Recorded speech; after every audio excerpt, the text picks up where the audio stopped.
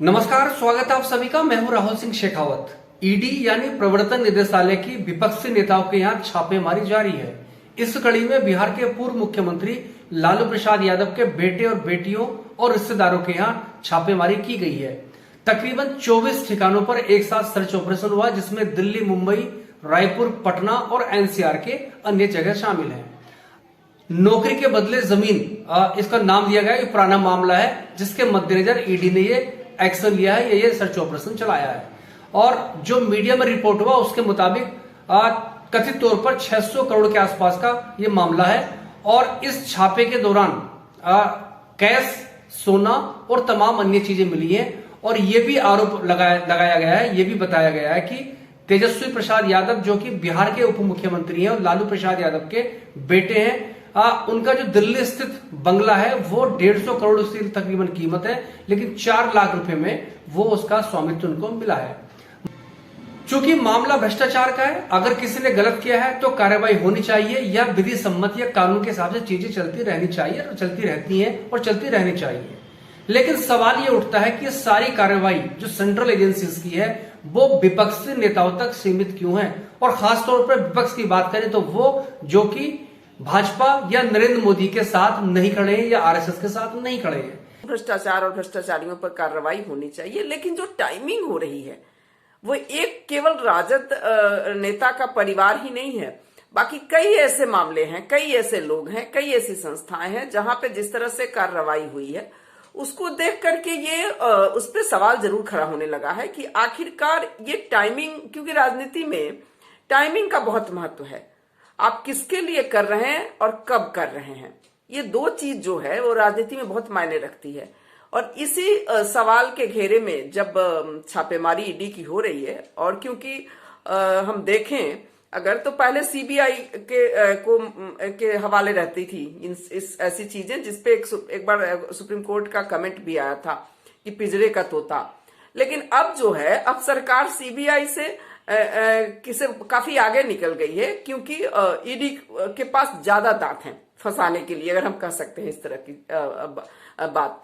तो राजद परिवार पे जिस तरह से उनकी बहू को बैठा के पूछताछ की गई और बाकी सारी चीजें हुई, और जिस उसको लेकर के जो टाइमिंग है 2024 के पहले, क्योंकि अब चुनाव में बहुत वक्त बचा नहीं है, तो उसको देखते हुए जो छापेमारी हुई है और जो कार्रवाई हो रही है उस पर कहीं ना कहीं सवाल खड़ा होता है। और दूसरी तरफ हम कहें तो बिहार की राजनीति में लालू प्रसाद यादव काफी मायने रखते हैं। और लालू प्रसाद यादव ने जिस तरह से अपनी बहू के मामले को लेकर के एक मैसेज दिया है अपने समर्थकों के बीच, तो कहीं ना कहीं ये केंद्र सरकार की ईडी का हथियार के रूप में जो इस्तेमाल ईडी का कर रही है उसके खिलाफ जा रहा है। क्योंकि लालू प्रसाद यादव के समर्थक ये बिल्कुल मान चुके हैं कि सरकार जानबूझकर जो है तंग कर रही है, क्योंकि ऑलरेडी वो सीबीआई के द्वारा सजा काट चुके हैं, जेल में रहे, मामला चल रहा है। और इस मामले में भी पिछले साल मई में एफआईआर दर्ज की गई और अब पूछताछ हो रही है। क्यों? क्योंकि 2024 का चुनाव है और बिहार। इसमें कोई दो राय नहीं है कि लालू प्रसाद यादव और उनके परिजनों के खिलाफ भ्रष्टाचार के कई मामले चल रहे हैं। खुद लालू प्रसाद यादव चारा घोटाले के आरोपी है और कुछ मामले में उनको सजा भी हुई है। जमीन के बदले नौकरी वाला मामला ये सामने आया है और उसकी टाइमिंग पर सवाल खड़े हो रहे हैं, क्योंकि 2024 में चुनाव होने हैं। सवाल ये उठता है कि क्या इस छापेमारी का उससे कोई संबंध है, क्योंकि आप जानते हैं कि जो आज के जो हालात हैं, जो आज का जो अमृतकाल है, उसमें जो बीजेपी के साथ चला गया या जो नरेंद्र मोदी की शरण में चला गया, उसके तमाम जो दाग है वो धुल जाते हैं या उनको भुला दिया जाता है। और जो उनके साथ नहीं है तो उनके खिलाफ भी एक्शन लिया जाता है। इस कड़ी में महाराष्ट्र शिवसेना के नेता संजय राउत का नाम आता है। और आप जानते हैं कि एनसीपी कोटे के 2 मंत्री, जब महाविकास अघाड़ी सरकार थी, वो जेल में गए हैं। मनीष सिसोदिया का उदाहरण हालिया है और अब ये छापेमारी की गई है। तो क्या ये विपक्ष का दमन करने का प्रयास है भ्रष्टाचार के नाम पे, या फिर मामला एक रूटीन का हिस्सा है? हालांकि इन छापेमारी के बाद लालू प्रसाद यादव ने हुंकार भरी है और अपने कार्यकर्ताओं को संदेश दिया। उन्होंने कहा कि मेरी वैचारिक लड़ाई बीजेपी और आरएसएस से, और मैंने कभी भी इनसे समझौता नहीं किया है, डटकर इनका सामना करेंगे। और साथ ही साथ उनके बेटे और बिहार के उप मुख्यमंत्री तेजस्वी यादव ने भी कहा है कि जितना घपले घोटाले की बात कर रहे हैं, अभी पहले भी कुछ आरोप लगे थे तो उनका भी हिसाब देते, और साथ ही साथ उन्होंने ये भी कहा है कि इन छापेमारी में जो पंचनामा भरा जाता है, जो साइन किया जाता है, बोले उसको सावधानी कर दी ताकि पता लग जाए कि आखिर मामला कितना और क्या कुछ हुआ है। तो क्या ये सारी चीजें कुल मिलाकर ये कहती है, इशारा करती हैं कि विपक्ष जो केंद्र सरकार के साथ या बीजेपी के साथ या सीधे कहें जो मोदी के साथ है, जो नहीं है तो उसको परिणाम भुगतने के लिए तैयार रहना चाहिए? क्योंकि लालू प्रसाद यादव के समर्थक ये बिल्कुल मान चुके हैं कि सरकार जानबूझकर जो है तंग कर रही है, क्योंकि ऑलरेडी वो सीबीआई के द्वारा सजा काट चुके हैं, जेल में रहे, मामला चल रहा है और इस मामले में भी पिछले साल मई में एफआईआर दर्ज की गई और अब पूछताछ हो रही है। क्यों? क्योंकि 2024 का चुनाव है और बिहार में अब तेजस्वी यादव जो लालू प्रसाद यादव के बेटे हैं वो डिप्टी सीएम हैं और नीतीश कुमार जो बिहार के मुख्यमंत्री अभी भी हैं, उन्होंने बीजेपी से नाता तोड़ लिया था और तोड़ा था, उसके बाद काफी राजद के साथ मिलकर अब सत्ता में है। तो बहुत सारी चीजें हैं, इन सारी चीजों को अगर हम ध्यान से देखें तो ये मान कर चलना चाहिए कि कहीं न कहीं जो ये टाइमिंग है वो टाइमिंग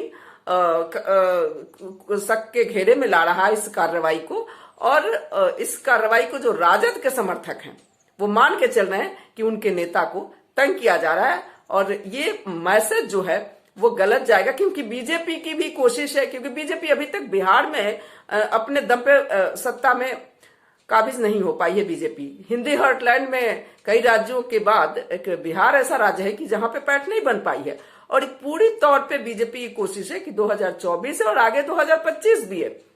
तो 2 इलेक्शन है जहां पे, और काफी महत्वपूर्ण इलेक्शन है, महत्वपूर्ण स्टेट है बिहार, इसलिए पूरी कोशिश है कि किसी तरह से इस इन लोगों को लपेटे में लिया जाए, क्योंकि चीफ मिनिस्टर नीतीश कुमार जो हैं वो भी कहीं ना कहीं बीजेपी के टारगेट पे हैं और गठबंधन की बात है, सरकार गठबंधन से चल रही है, तो उस पे पूरी जो रणनीति है केंद्र सरकार की वो ईडी के बहाने सामने आ रही है।